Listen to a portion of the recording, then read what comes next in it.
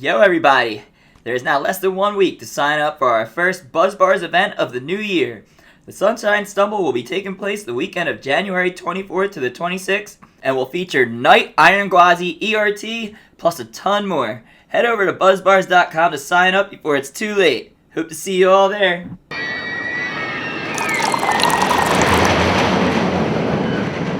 Bam! Matt from Coasters and Brews here.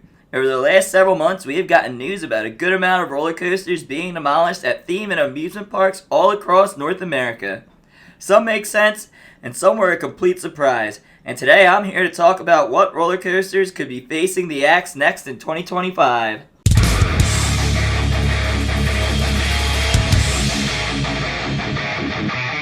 Ever since the merger of Six Flags and Cedar Fair, we have been getting roller coaster and ride closure announcements left and right, with Green Lantern, Twister, The Parachutes, Skyride, Cyborg, and Kingda at Six Flags Great Adventure, La Vibora at Six Flags Over Texas, Nighthawk, Drop Tower, and the Enterprise at Carowinds, Boomerang at Six Flags Mexico, even though Cedar Flags has announced this will just be a rethemed Batgirl, Anaconda and Berserker at King's Dominion, and most recently, Time Warp at Canada's Wonderland have all been announced that they will not be reopening for the 2025 season. It wasn't just the Cedar Flags parks making roller coaster extinction announcements, however. Last week, Universal Orlando Resort announced via tweet reply that the iconic yet polarizing Hollywood Rip Ride and Rocket will close to the public for good in early September 2025. That is an astounding 15 roller coasters and rides that will be taken down or have already been taken down across North America over the next 10 months. Now, what roller coasters could be seeing their demise next? I am going to go through several that have been rumored to close, and then several that just make sense to close due to the trend that a lot of these ride closures seem to follow, which is either lack of popularity, high maintenance costs, old and uncomfortable, or all three. Let's start at Six Flags Magic Mountain in Valencia, California, where I could see both X2 and Viper getting the axe. This has not been rumored at all. This is just something I could totally see due to the trends. Viper is an almost 35-year-old aerodynamics roller coaster that isn't very popular with the general public anymore, and since it's an older aero, it isn't exactly glass smooth.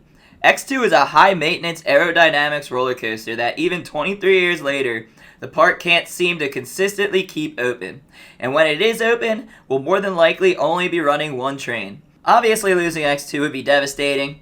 There is only 3 roller coasters like it in the world, and the ride is just so insane. Hopefully, if this prediction was ever to come to fruition, Cedar Flags and Six Flags Magic Mountain would at least give a heads up for the enthusiasts to come pay their respects. Top Thrill 2 at Cedar Point, Ohio is a roller coaster that certainly has had its issues in 2024, and we still have no idea if it will open in 2025. Yes, I know Cedar Point came out and said they anticipate being the main word here, that Top Thrill 2 will open in 2025, but we still really have no idea what is happening with the ride and if Zamperla has fixed what was wrong with the roller coaster or if they even can. I feel like we very well could see Cedar Flags just cut their losses with the coaster, just like they did with Ka, and just move on, especially with the new addition of Siren's Curse for this year to fill the loss. Shockwave at Six Flags Over Texas is an older Schwarzkopf roller coaster that was heavily rumored to be going over the last several months.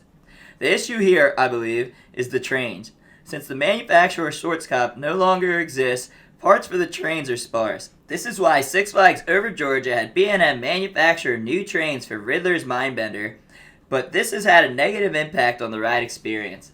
Not that the ride is bad or rough now, but it is boring and not what it was. I guess rather than get new trains manufactured that could significantly impact the ride experience again, Cedar Flags would rather just do away with the roller coaster as a whole. Now the newest rumor would certainly be a major bummer.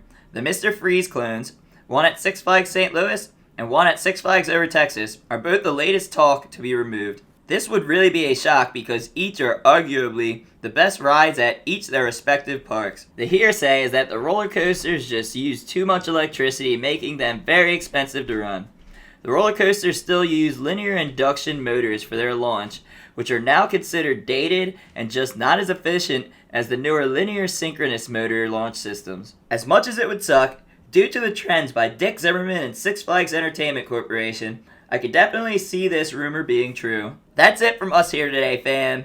It would of course really blow to lose all the roller coasters I listed in this video, but like I have been saying, just due to the way Cedar Flags has been trending with their ride closures, it almost wouldn't be a shock at this point. It's funny, when Cedar Fair and Six Flags merged, I actually thought it would be beneficial for both companies, but it's just proved to be a major bummer thus far in my opinion.